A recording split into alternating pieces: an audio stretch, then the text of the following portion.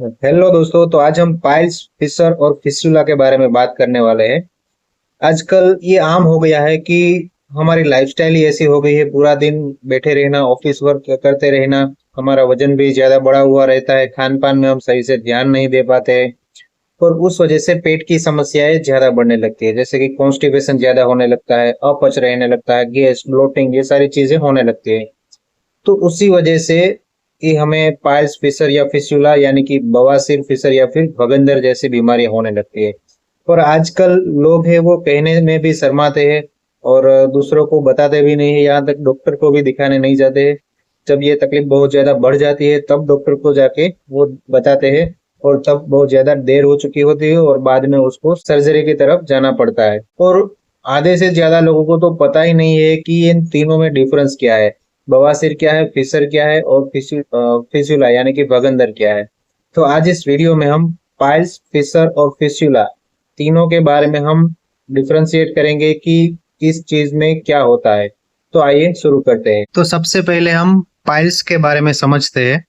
तो ये है, जो ये पिक्चर आप देख रहे हो, ये हमारा मल द्वार है यानी कि गुदा द्वार है। यहाँ से हमारा जो मल है, लेटरिंग है, वो यहाँ से निकलता है। तो जो पाइल्स होता है उसे हम हेमरोड्स भी बोलते हैं और उसे हम बवासीर भी बोलते हैं या खूनी बवासीर ऐसा भी बोलते हैं। तो पाइल्स में क्या होता है सबसे पहले समझ लेते हैं। तो जो हमारी छोटी छोटी ब्लड वेसल्स होती है, जो मलद्वार होती है, उसकी स्किन के आसपास जो ब्लड वेसल्स होती है, उसके ऊपर बहुत ज्यादा दबाव आने के कारण, बहुत ज्यादा कब्ज या फिर कॉन्स्टिपेशन बहुत ज्यादा रहता है, या फिर लाइफस्टाइल ऐसी है सेडेंटरी, तो उसके ऊपर दबाव आने के कारण जो ब्लड वेसल्स होती है वो उसके ऊपर सूजन आ जाती है और वो ऐसे उभरी हुई बनने लगती है। यहाँ पर आप देख सकते हो इस तरह से ये जो ब्लड वेसल है वो स्किन के साथ ये बाहर आ चुकी है। ये भी यहाँ पर बाहर आ चुका है। तो जो बाहर अगर ये ब्लड वेसल से वो बाहर आई है, उसके ऊपर सूजन आई है, इस तरह का मसा हो गया है, तो उसको हम एक्सटर्नल पाइल्स या एक्सटर्नल हेमरोइड्स बोलेंगे। और अंदर की साइड ऐसे, जो गुदा के अंदर की साइड अगर जो कोई मसा बना है, कोई हेमरोइड बना है, तो उसे हम इंटरनल हेमरोइड कहते हैं। इसमें आपको लेटरिंग करते समय बहुत ज्यादा दर्द होता है, कभी कभी जलन भी होती है, खुजली भी होती है और कभी कभी बहुत ज्यादा खून भी आ सकता है। अब हम बात करते हैं फिशर के बारे में।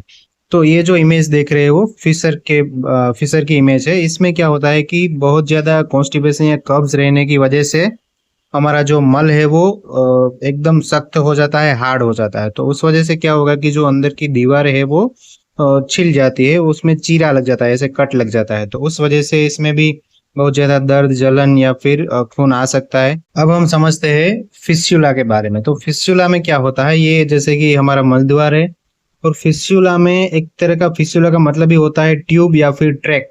तो इसमें एक तरह का ट्रैक बन जाता है, इस तरह का एब्सेस बनता है और वो इसमें दो ओपनिंग होते हैं। एक होता है बाहर जो एक्सटर्नल ओपनिंग, एक होता है अंदर जो इंटरनल ओपनिंग। इस तरह से मलद्वार के अंदर से लेकर ऐसे बाहर तक ऐसे ट्रैक्ट बन जाता है और उसमें फिर इन्फेक्शन हो जाता है या फिर उसमें मवाद बनने लगता है, उसमें से पानी निकलता है और एब्सेस जैसा हो जाता है।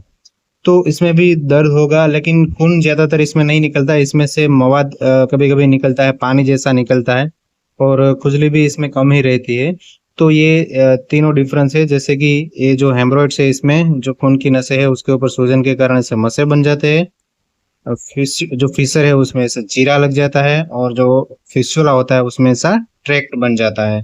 तो आशा करता हूँ दोस्तों कि आपको समझ में आ गया होगा पाइल्स, फिशर, फिस्टुला, बवासीर, फिशर और भगंदर में क्या डिफरेंस है। अगर वीडियो अच्छा लगा है तो प्लीज वीडियो को लाइक करें, शेयर करें, सब्सक्राइब करें। मिलते हैं अगले वीडियो में, तब तक हेल्दी रहिए, फिट रहिए और मस्त रहिए।